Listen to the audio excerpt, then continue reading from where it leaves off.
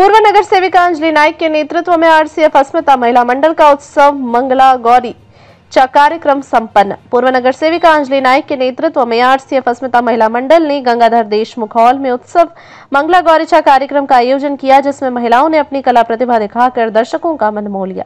इस कार्यक्रम में मुख्य अतिथि रही डॉक्टर स्मिता मुडगिरेकर और शिवसेना महिला विभाग संगठिका सुनीता वैती, जिन्होंने इस कार्यक्रम की खूब तारीफ की। साथ ही इस कार्यक्रम में शामिल हुई महिलाएं यह प्लेटफॉर्म पाकर काफी खुश नजर आई।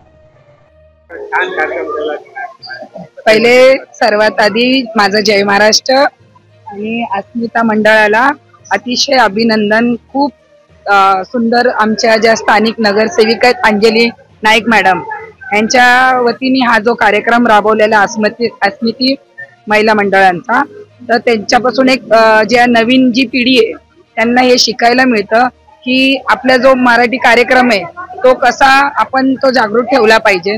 नवीन जे आजकालच्या मुली येतात त्यांना फुगडी काय आहे, कुठले कार्यक्रम माहिती नाही, तर आपल्या जो मराठी समाज आहे त्यांना या कार्यक्रमामधून आमच्या अंजली ताईच्या वतीने, आमच्या कामिनी ताईच्या वतीने हे कार्यक्रम आम्हाला नवीन मुलींच्या नवीन पिढीला हे सांगायला भेटतं।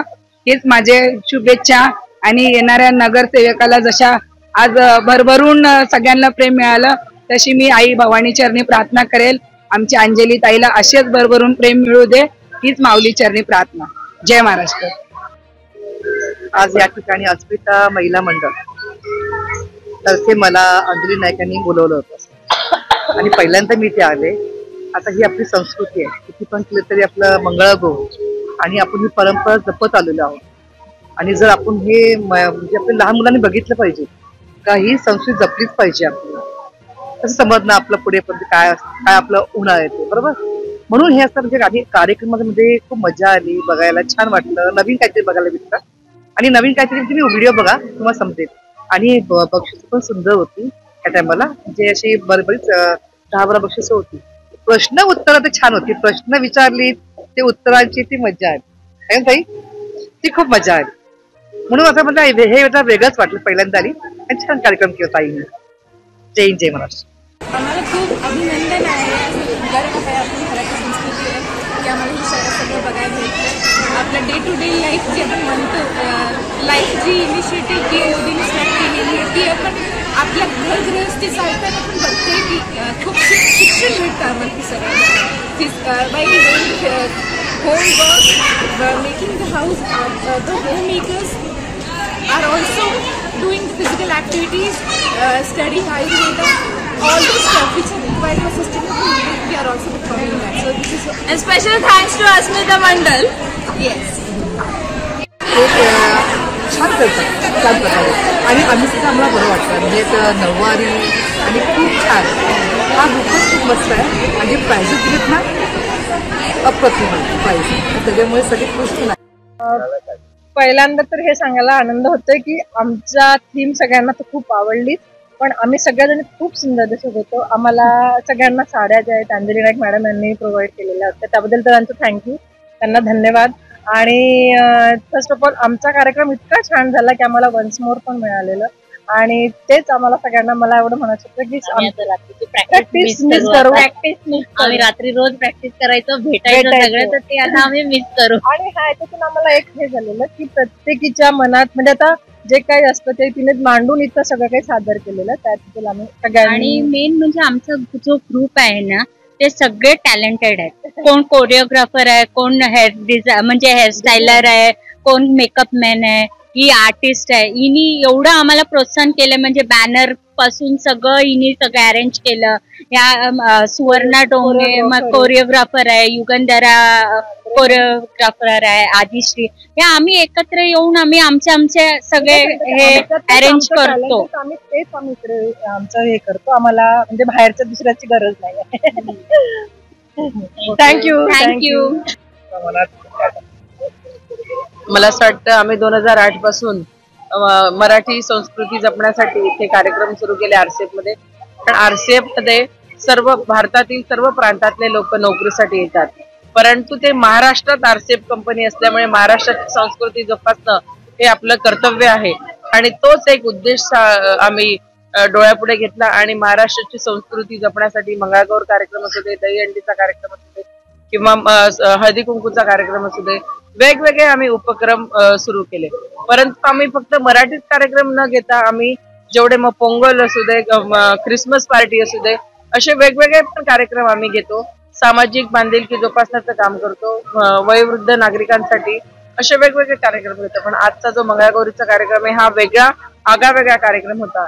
आम्ही दरवेळी गाणे म्हणून कार्यक्रम करत होतो आणि यावेळी आम्ही तो ज्या मुलींनी कॉन्सेप्ट करून केला स्त्री शक्तीचा जागर या मंगळागौरीत दाखवलं की आता आपण बघतोय की शेवटची संकल्पना ही होती त्या याच्यामध्ये की स्त्रीला किती महत्व दिलं पाहिजे, स्त्रीच्या ती किती डिओटेड आहे, ती किती सर्व गोष्टीसाठी ती म्हणजे बनाने वाली भी औरत होती, बिगाड़ने वाले भी उस टाइप के ती स्त्री शक्ती आहे. म्हणजे कल्पना चावला आपल्या प्रत्येक क्षेत्रामध्ये आपली महिला आहे.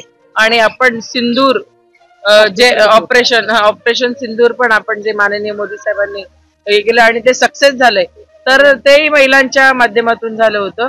तर अशा प्रकारे महिला सक्षम आहेत आणि ती म्हणजे तिला जी दुर्गा म्हटली आपण, तर ती घर मूल आणि सगळं सांभाळून नोकरी करून इथल्या या सगळ्या मैत्रिणी आपला स्वतःचा छंद जोपासण्याचं काम करतात.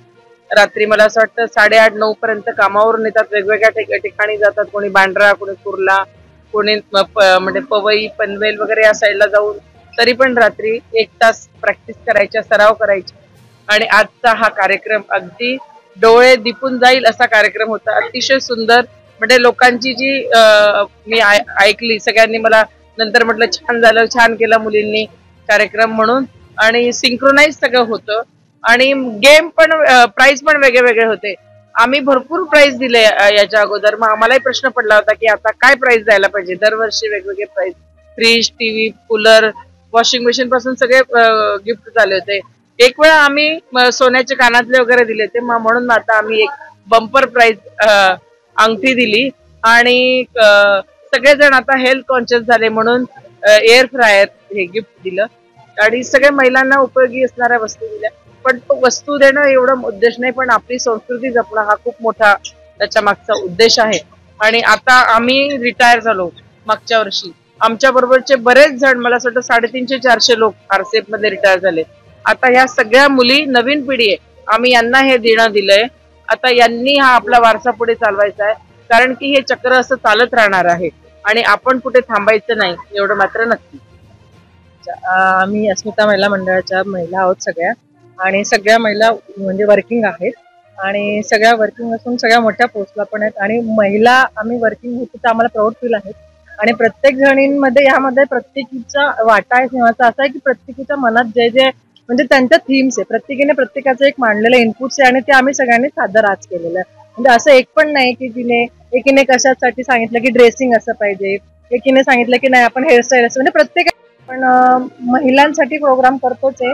पण आजच्या पिढीला स्त्री शक्ती जागर म्हणून आम्ही आमचा एक थीम ठेवली होती, स्त्री शक्तीचा जागर म्हणून. आणि त्याला अनुसरून आम्ही आमचं प्रदर्शन इथं केलेलं की आता ऑपरेशन सिंदूर पण झालेलं आहे. त्याच्यानंतर कल्पना चावला वगैरे म्हणजे आणि किरण बेदी वगैरे सारख्या महिला पण त्यांच्या क्षेत्राच्या पुढे. तर आमच्या त्यातल्या पण आम्ही क्षेत्रात आमच्या सगळ्या जणी पुढे आहोत. त्या अनुसरून आम्ही इथं एक कार्यक्रम केलेला. आणि आम्हाला अस्मिता महिला मंडळाच्या मनानं हाच एक चांगला प्लॅटफॉर्म आहे. बाहेर परफॉर्मन्स करण्यासाठी म्हणा किंवा हे करण्यासाठी आम्हाला एक प्लॅटफॉर्म मिळालेला आहे. त्याच्यानुसार आम्ही सर्वजणी इथं एकत्र येऊन चांगल्या प्रमाणे मंगळागौरीचा कार्यक्रम करतो.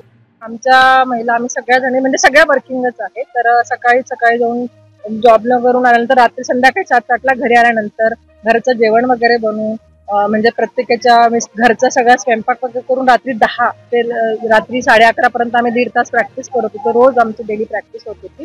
आणि परत दुसऱ्या म्हणजे रात्री डेली प्रॅक्टिस करून परत सिंक्रोनाइज करत होतो की उद्या परत काय नवीन करायचं, नवीन काय करू शकतो, सगळ्या गोष्टी असे अनुसरून डिस्कस करून आम्ही रोज रात्री 10ला सगळ्या जण भेटून मग आमची प्रॅक्टिस आम्ही कम्प्लीट करतो.